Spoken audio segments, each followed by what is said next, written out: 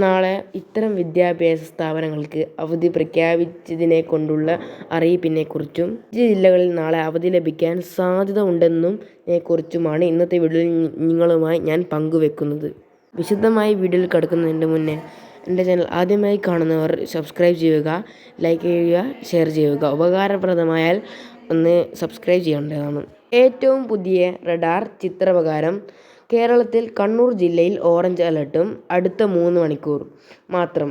ശക്തമായ കാറ്റിനും സാധ്യതയുണ്ട്. കാസർഗോഡ് ജില്ലയിൽ ശക്തമായ മഴയ്ക്കും മണിക്കൂറിൽ 40 മീറ്റർ വരെ ശക്തമായ കാറ്റിനും സാധ്യതയുണ്ട് എന്ന് പറയുന്നു. ഈ 2 ജില്ലകളിലും അടുത്ത 3 മണിക്കൂർ ഓറഞ്ച് അലർട്ട് പ്രഖ്യാപിച്ചിട്ടുണ്ട്.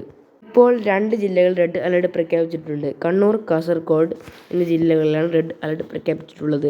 ഓറഞ്ച് അലർട്ട് പ്രഖ്യാപിച്ചിട്ടുള്ളത് മലപ്പുറം, കോഴിക്കോട്, വയനാട് ജില്ലകളിലാണ്. നാളെ കണ്ണൂർ, കാസർഗോഡ് ജില്ലയിലും ഓറഞ്ച് അലർട്ട് പ്രഖ്യാപിച്ചിട്ടുണ്ട്.